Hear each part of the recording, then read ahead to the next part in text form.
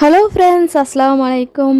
இன்றைக்கி வந்து ஒரு இன்ட்ரெஸ்டிங்கான வீடியோ பார்க்க போகிறோம். அதாவது துணி துவைக்கக்கூடிய சோப்புத்தூள், உயர்தரமான துணி துவைக்கக்கூடிய சோப்புத்தூள் வீட்டிலையே எப்படி பண்ணலாம் அப்படிங்கிறத தான் பார்க்க போகிறோம். அப்புறமா வந்து இதுக்கு ஆகக்கூடிய செலவுன்னு பார்த்திங்கன்னா, நீங்கள் கடையில் வாங்குறத விட ஒரு 30% தான் வந்து வீட்டிலையே செய்யும்போது ஆகும்.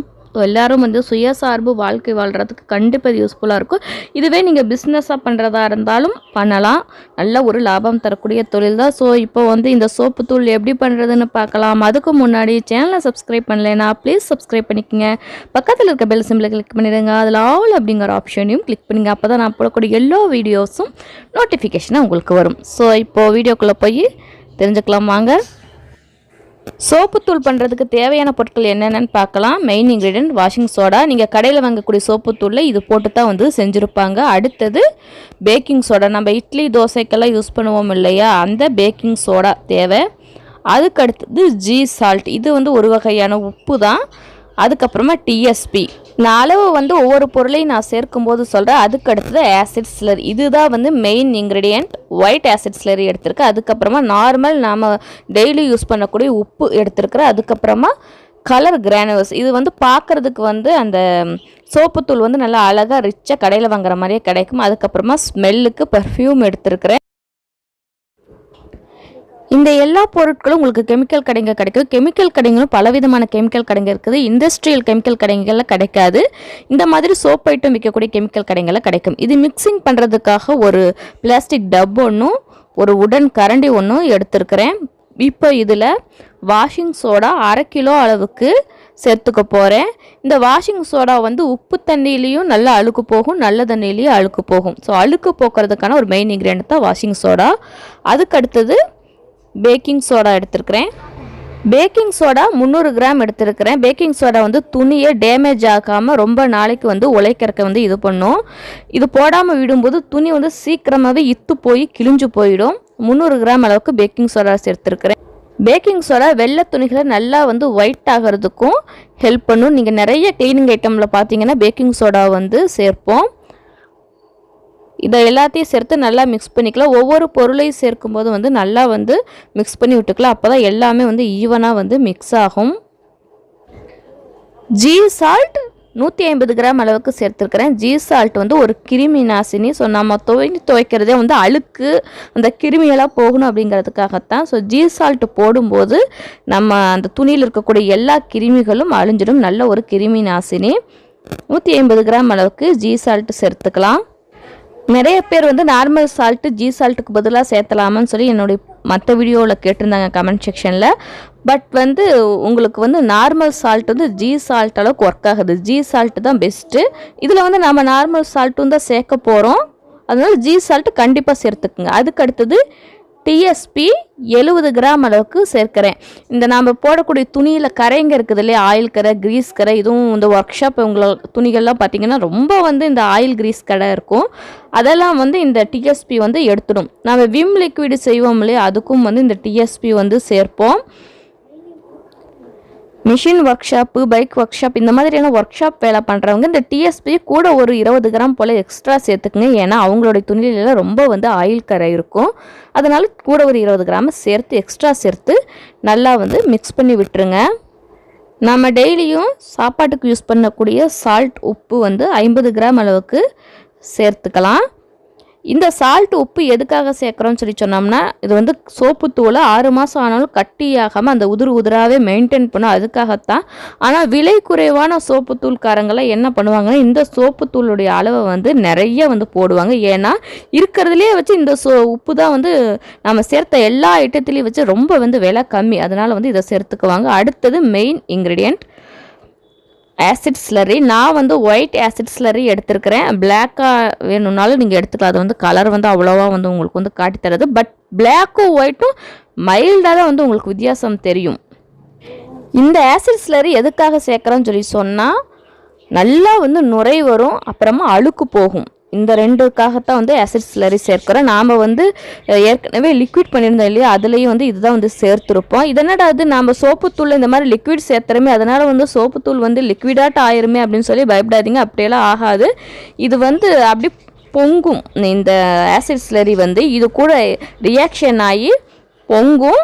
ஸோ கொஞ்சம் நேரத்தில் உங்களுக்கு பார்த்தீங்கன்னா ஃபுல்லாக வந்து அந்த பவுடர்ஸ் ஃபுல்லாக வந்து இதை வந்து அப்சர்வ் பண்ணிக்கும், இழுத்துக்கும், சூப்பராக வந்து ட்ரை ஆகிடும். ஆனால் வந்து ஆசிட் ஸ்லரி சேர்த்த உடனே வந்து சூடாக இருக்கும், கையெல்லாம் பட்டுடாமல் அந்த உடன் கரண்டியை வச்சு வந்து நீங்கள் யூஸ் பண்ணுங்கள். இந்த மாதிரி ஆசிட் ஸ்லரி நீங்கள் போடும்போது நார்மலான இந்த எவர் சில்வர் கரண்டியெல்லாம் யூஸ் பண்ணாதீங்க. கரண்டி வந்து கலர் சேஞ்ச் ஆகிடும். ஏன்னா வந்து ஆசிட் ஸ்லரி வந்து சூடாக இருக்கும், இந்த டப்பா அந்த பொருள் எல்லாமே வந்து சூடாக இருக்கும்.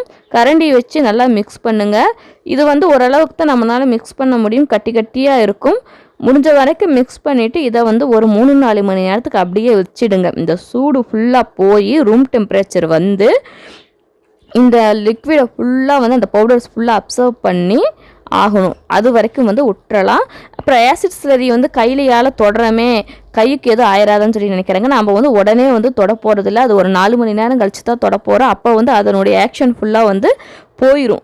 அதிலிருந்து வரக்கூடிய அந்த ரியாக்ஷன் ஃபுல்லாக போயிடும். அப்போ வந்து நம்ம கைகளால் அதை தொடலாம். நம்ம கைகளுக்கு ஒன்றுமே ஆகாது. இப்போ வந்து இதை ஒரு 4 மணி நேரத்துக்கு வச்சிட போகிறேன். 4 மணி நேரம் ஆயிடுச்சு. நம்ம முன்னாடி பார்த்ததுக்கும் இப்போ பார்த்ததுக்கும் உங்களுக்கு வந்து வித்தியாசம் தெரியும். கையால் வந்து நல்லா வந்து இப்போ வந்து நீங்கள் வந்து நல்லா வந்து அதை நல்லா உதிர்த்து விட்டுக்கலாம். கட்டி எதுவும் இல்லாமல் நல்லா உதிர்த்து விட்டுக்கலாம். இப்போ இதை வந்து சலிச்சு எடுத்துக்கலாம். 1-2 கட்டியாக இருந்தாலும் சலிச்சு எடுத்தோம்னு சொல்லி சொன்னால் எல்லாம் வந்துடும். அதுக்கப்புறமா இந்த கலர் கிரானுவல்ஸ், இந்த கலர் கிரானுவல்ஸால் எந்த யூஸும் இல்லை. ஜஸ்ட்டு வந்து பார்க்குறதுக்கு அந்த சோப்பு தூளோட அந்த லுக்கு கிடைக்கும், அவ்வளவுதான். பார்க்குறதுக்கு ரிச்சாக இருக்கும். இது வந்து 20 கிராம் அளவுக்கு இந்த கலர் கிரானுவல்ஸை நான் சேர்த்துட்டு நல்லா வந்து மிக்ஸ் பண்ணி விட்டுக்கலாம். இது வந்து ஜஸ்ட் மக்களை கவர்றதுக்காக சேர்க்கப்பட்ட ஒரு ஐட்டம் தான். 15 வருஷத்துக்கு முன்னாடியெல்லாம் வந்து இந்த மாதிரி கலர் கிரானுவல்ஸ் எல்லாம் இருக்கிறது பிளைன் ஒயிட்டாக தான் இருந்தது சோப்பு தூளெல்லாம். இது வந்து ஆப்ஷனல் தான், வேணும்னா சேர்த்துக்கலாம். ஆனால் இதனோட விலை ரொம்ப கம்மி தான், 10 ரூபா தான். ஒரு பாக்கெட்டே வந்து 10 ரூபா தான். அடுத்தது வந்து ஸ்மெல்லு. நான் வந்து இதுக்கு சோப்பு தூளுக்கு ஸ்மெல்லுக்கு சேம் சர்ஃபுடைய ஸ்மெல்லே எடுத்துருக்கேன். உங்களுக்கு கடைகளில், கெமிக்கல் கடைகளில், எசென்சியல் ஆயில் கடைகளில் இந்த மாதிரி பெர்ஃப்யூம் கிடைக்கும். எல்லா சோப்பு தூளுடைய பெர்ஃப்யூமே இப்போ கிடைக்குது. சர்ஃபு, ஏரியல், ரின் இந்த மாதிரி எல்லாத்துடைய பெர்ஃப்யூமும் கிடைக்குது. எனக்கு வந்து சர்ஃபு வந்து ரொம்ப பிடிக்கும் அந்த ஸ்மெல். அதனால் சர்ஃபுடைய பெர்ஃப்யூம் வந்து 15 மில்லி அளவுக்கு சேர்த்துக்கிட்டேன். இன்னும் நல்லா காட்டாக வேணும்னு சொல்லி நினச்சிங்கன்னா சேர்த்துக்குங்க. ஏன்னா இதுவே வந்து மனமாக தான் இருக்கும். பட் வந்து ப்ரைஸ் வந்து கொஞ்சம் காஸ்ட்லி. சர்ஃபு, ஏரியலுடைய ஸ்மெல் பெர்ஃப்யூம் பார்த்திங்கன்னா கொஞ்சம் காஸ்ட்லி. 100 மில்லி 150 ரூபாய் இந்த சர்ஃபுடைய ஸ்மெல். ஏரியல் வந்து இன்னும் 20 ரூபா ஜாஸ்தின்னு சொல்லிட்டு சொன்னாங்க. அவ்வளோதாங்க, நம்முடைய சோப்புத்தூள் வந்து ரெடி ஆகிடுச்சு. இதை வந்து நீங்கள் டப்பாவில் போட்டு ஸ்டோர் பண்ணி வச்சுக்கலாம். 6 மாதம் வரைக்கும் ஸ்டோர் பண்ணி வச்சுக்கலாம், ஒன்றுமே ஆகாது. நல்லா வந்து உங்களுக்கு தேவையான அளவு கொஞ்சமாக எடுத்துகிட்டு பேலன்ஸை வந்து நல்லா டைட்டாக மூடி வச்சுட்டிங்கன்னா அந்த ஸ்மெல் வந்து 6 மாதம் ஆனாலும் அப்படியே வந்து மெயின்டைன் ஆகும். ஓப்பன் ஆகிருக்கும் போது தான் வந்து ஸ்மெல் சீக்கிரமாக போயிடும். நல்லா டைட்டாக கொஞ்சமாக ஒரு டப்பாவில் எடுத்துகிட்டு நிறைய வந்து ஒரு ஏர்டைட் பாக்ஸில் போட்டு ஸ்டோர் பண்ணி வச்சுக்கிட்டிங்கன்னா 6 மாதம் வரைக்கும் நல்லா சூப்பராக வந்து ஸ்மெல் வந்து உங்களுக்கு கண்டினியூ ஆகும்.